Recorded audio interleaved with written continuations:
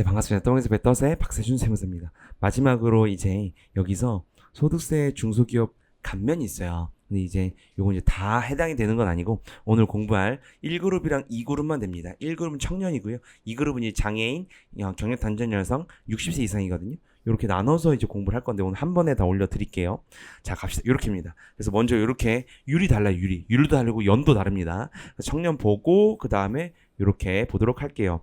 자, 그래서 보면 청년 먼저 볼게요. 청년은요, 이렇게 보면 이제 근로소 원천징수 영수증 보면 이건 제가 옛날에 만든 건데 17년도에 뭐 그냥 율이 다르죠. 율 볼 필요 없고요. 율은 우리가 공부한 대로 하면 되고 여기 산출세액에서 여기 보면 바로 밑에 있습니다. 제한특례법상 조특법이라고 하죠.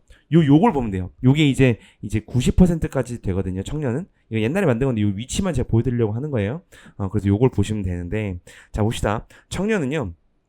취업일로부터 5년이 되는 날이 속하는 달입니다. 뒤에 가서 조금 더 이거 자세하게 설명을 드릴 거고 산출세 90% 감면이 여러분 산출세 90% 감면이란 건 얼마만 내는 거예요?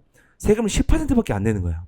10%밖에 안 내는데 거기다 또 이제 여기서만 90% 감면이고 또 다른 세액공제 우리가 앞에서 공부했던 것들 있죠. 그것까지 다 되면 웬만한 청년들 다 전액 환급이에요. 이게 돼야 되죠. 요건이 봅시다.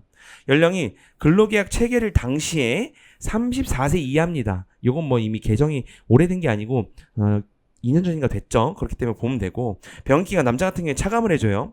36세야 만약에 근로계약 체결. 근데 병역기간을 2년을 했어. 그러면 34세가 될 수 있는 겁니다. 요 34세 우리가 인적공제나 앞에서 공부할 때 나이 계산할 때는 그냥 2023 빼기 출생년도 공부했었죠. 요렇게 이건 계산하는 게 아니에요. 바로 뒤에서 같이 공부하겠습니다. 그래서 요 34세까지인데 이거 볼게요. 이렇게 하게 되면 잠깐 봐봐요. 앞에 23년 빼기 출생년도면 89년생까지 가능하다. 이렇게 볼 수 있잖아요. 제가 89년생인데. 여기 89년생인데 88년생이 될 수도 있다는 거예요. 왜? 근로계약 체결일로 봐야 되는 거기 때문에. 그죠? 그래서 보면요. 예를 들어서 24년 7월 1일에 만약에 취업을 했다. 그러면 89년 7월 1일이죠? 그죠? 그리고 한번 비교를 해볼게요. 89년 7월 2일, 89년 7월, 89년 6월 30일 보면요. 태어난 날짜 보면 얘는 만 33세 364일, 얘는 만 34세, 그리고 얘는 만 34세 1일입니다. 그죠? 근데 만 34세까지 된다며. 그러면 만 34세 364일까지가 만 34세죠. 그러니까 모두 될 수 있는 거야. 88년생도 될 수 있는 거 없는 거야. 88년생 될 수 있는 거예요. 그죠? 올해 기준으로 제가 설명드린 거예요. 자, 그리고요. 군인은 군대를 갔다 온 사람은 전문 요원 뭐 산업 용어 요거든 실제 요 대체 복무지만 대체 복무한 거를 빼주진 않아요. 이거 아주 정의가 살아있지. 제가 병장 출신인데 병장. 제가 공군 병장 나왔거든요. 요런 거 빼주면 안 되죠. 요런 거는. 네, 아주 정의가 살아있습니다. 자, 어쨌든 현역병, 공익, 부사관, 장교 다 되는데요. 6년까지 돼요. 6년까지 된다는 거는 장교를 하다 나오신 분들은 6년 충분히 나올 수 있거든요. 그렇기 때문에 이론적으로는 40세도 되는 거야. 40세 빼기 6년 하면은 34세가 될 수도 있죠. 그러니까 내가 34세 끝났다고 생각하지 말고 남자들은 이게 될 수 있어요. 그러니까 잘 계산을 해봐야 됩니다. 자, 그래서 취업일 5년이 되는 날이 속하는 달까지 몇 년? 90%를 감면을 해주는 거예요. 금액이 엄청 크다 그랬어. 한도가 올해 150만 원에서 200만 원으로 개정해 올려준 거야. 이거 원래 한도 다 받는 분들도 많았거든. 근데 200만 원이면 더 좋지. 어마어마한 거죠. 자, 이제 24년 7월 1일에 만약에 취업을 했다. 그럼 24, 25, 26, 27, 28 해서 28년 7월 9일이 5년이 되는 날인데 그 달의 마지막 날까지 해준다고 했으니까 여기까지 90%를 해주는 거예요. 여기 앞 연도부터. 그죠? 됐습니다. 그걸 여러분이 하면 되는데 자, 그러면 여러분 23년도야. 23년도에 연말정산 할 때 누구까지 되는 거예요? 그쵸? 18년도니까 19, 20, 21, 22, 23이니까 18년도 중소기업 취업자까지 기업 취업자가 90% 요 세액 감면을 받을 수 있는 거죠. 근데 예를 들어서 요번에 18년도에 취직을 했는데 뭐 6월에 끝났어. 6월 1일자로. 그럼 언제까지? 그 달의 말일까지니까 6월 30일까지는 세액 감면을 받는 거고 나머지는 세액 감면을 받지 않는 거죠. 그래서 18년도에 취직한 사람은 감면을 안 보내야 돼요. 됐죠? 이렇게 설명드렸고 넘어갑시다. 넘어가서 이거는 지엽적인 걸 넘어갈게요. 이거는 제가 특강 때 설명을 드리는데 넘어갑시다. 이거 넘어가고요. 외부 특강 때만 주의사항은요, 뒤에 주의사항이랑 똑같으니까 경락단절 여성, 장애인, 60세 이상 요것도 거기선 설명 안 드리겠습니다. 바로 오늘 끝낼 거예요, 한강으로.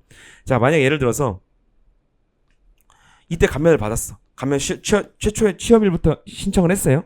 그럼 이직을 했어. 이직을 해도 요 5년은 시기가 가는 겁니다. 내가 예를 들어서 이때 뭐 좀 쉬었어. 쉬더라도 상관없어. 5년이 그냥 가는 거야, 여러분.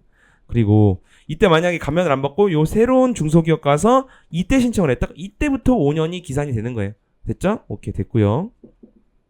제외대상은 이런 것들입니다. 법인 임원, 최대주주, 직계 친족, 일용근로자, 국민연금 부합하지 않은 자. 자, 요거는 4대 보험에 가입을 해야 근로소득자잖아요. 그죠? 그냥 일용직이나 4대 보험, 일용직이나 건강보험료나 국민연금 납부하진 단시간 근무자입니다. 단시간 근무자들은 해준다, 안 해준다? 안 해준다는 얘기입니다. 그죠? 넘어가요.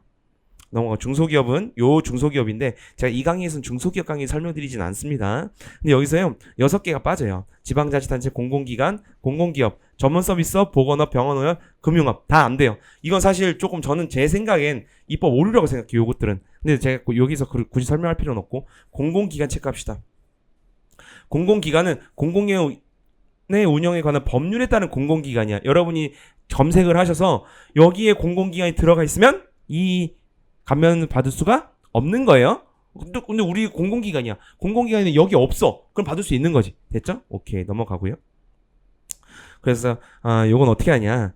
이 근로자가 회사에 신청을 해야 되고 회사가 그다음 달 10일까지 제출을 해야 됩니다. 근데 사실 뭐 요번에 지급명세서 3월 10일 제출을 연말정산 끝날 때 같이 신고하면 돼요. 됐습니다. 그리고 여기서 봅시다. 60세 이상 장애인 경력단절 여성 이것도 마찬가지로 여기 있다는 겁니다. 여기 넘어가요. 취업일정이 3년입니다. 청년은 5년이었죠? 그리고 70%입니다. 한도는 200 똑같아요. 60세 이상도 아까 어떻게 생각해야 되냐면 만 60세 364일까지 되는 거예요. 그죠? 그래서 그냥 2023 빼기 출생연도 이렇게 하면 안 됩니다. 여기선 장애인은 실제 장애인이 되고요. 그리고 항시치료를 요구하는 중증환자는 들어가지 않습니다. 경락단절 여성인데 여기서 좀 작년에 개정된 게 있어요. 올해 말고 22년도에 요건이 이렇게 맞아야 돼요. 일단은 해당 중소기업에 1년 이상 근무를 해야 되고 해당 중소기업에 퇴직한 지 이게 3년이었는데 작년에 2년으로 바뀌었어요. 죄송합니다. 제가 좀 감기 걸려가지고 2년 이상 15년 미만이고요. 그러면 이 그림을 보면 취업일로부터 1년 이상을 일을 해야 되고 예시를 그냥 그림을 만든 거예요.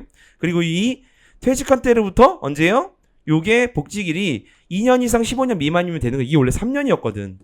2년을 한 건 더 우리 혜택이 많아진 거죠. 그죠? 이렇게 된 거고. 자, 3번이 이건데요. 결혼, 임신, 출산, 육아, 자녀, 교육의 사유로 퇴직해야 돼. 요 세 가지 요건 중에서 요 3번 봐봐요. 3번 보면 이게 되게 범위가 넓어졌어요. 이게 원래는 처음엔 아니었는데 점점 많이 바뀌어서 이렇게 돼 있습니다. 퇴직한 당시 임신했거나 퇴직한 당시 8세 이하 또는 초중고, 중학교도 언젠가 들어왔어요. 제가 기억이 2, 3년 전인가? 그리고 퇴직일로부터 2년 이내 임신, 난임신을 받거나 퇴직일 1년 이내 혼인한 경우. 사실 이 혼인한 경우 퇴직일부터 1년이잖아요, 여러분. 그럼 퇴직해서 당시에 결혼한 건 아니죠. 하지만 요것도 유들 있게 봐주겠다는 거예요. 됐죠?